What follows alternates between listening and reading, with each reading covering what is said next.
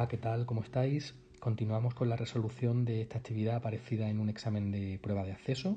Nos dicen que a partir de una ecuación de onda que se produce en una cuerda, esta es la que me dan en el enunciado, que en el apartado A indique el significado de todas las magnitudes que aparecen en dicha ecuación.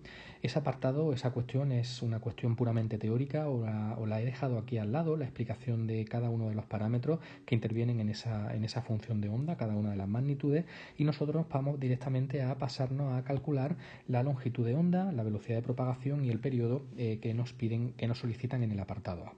Como siempre, yo voy a escribir la ecuación de onda general para que entienda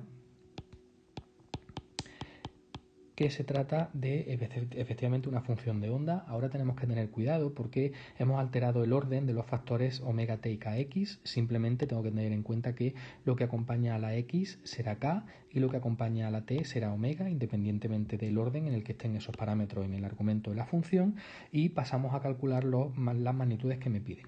El periodo yo lo puedo obtener perfectamente del valor de la frecuencia angular, y ese periodo, sin más que sustituir,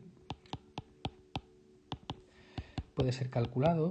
Ya sabéis que omega es lo que acompaña en este caso a t, luego 96. Si yo divido, obtengo aproximadamente pi entre 48, es decir, 0,065 segundos de periodo de forma aproximada. Bien, para calcular la longitud de onda tengo que acudir a el valor del número de ondas, que ya sabéis que se relaciona con la longitud de onda de esta manera. Por lo tanto, simplemente tengo que despejar y sustituir.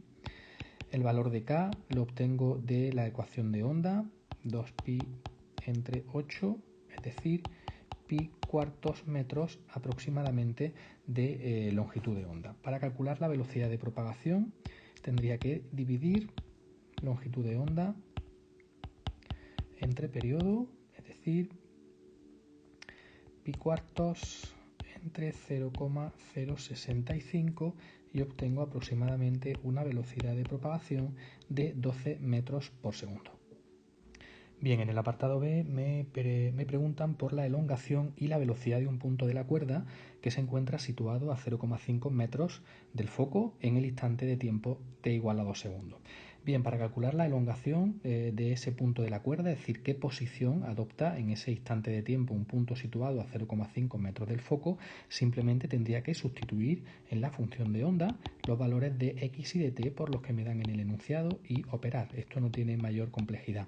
0,02 por el seno de 8 por 0,5 menos 96 por 2. Sin equivocarme, os recuerdo que el argumento de la función trigonométrica tiene que ir en radianes en la calculadora. Opero y obtengo 9,5 por 10 elevado a menos 3 metros de elongación. Bien, para calcular la velocidad de vibración tengo que tener en cuenta que en cualquier movimiento ondulatorio yo puedo trabajar con dos velocidades. La velocidad de fase, que he calculado en otras ocasiones, simplemente dividiendo la longitud de onda entre el periodo. Os recuerdo que esta velocidad es una velocidad que permanece constante a menos que la onda cambie de medio, pero también puedo calcular la velocidad de vibración de las partículas del medio. Esa velocidad proviene de la derivada de la elongación en función del tiempo, puesto que la elongación es una posición. Si yo derivo esa posición en función de t, lo que obtengo es la velocidad con la que vibran las partículas del medio. Tendré que, por lo tanto, coger la expresión de i en función de t y derivarla sin equivocarme, y obtengo la correspondiente expresión de la velocidad de vibración de las partículas del medio. Simplemente operando 0,02 por menos 96 y todo esto por el coseno de 8x menos 96t.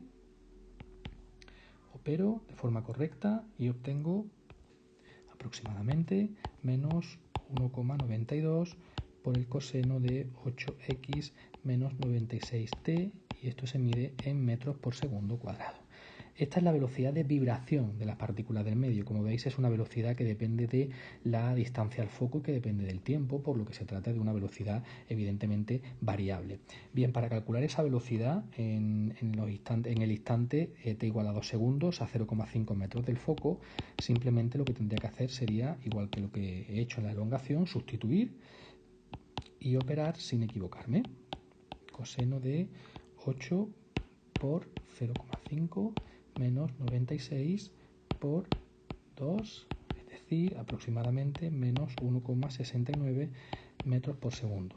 Este signo menos que hemos obtenido en la velocidad simplemente indica el sentido de movimiento o de vibración de la partícula en este instante a esa distancia del foco emisor.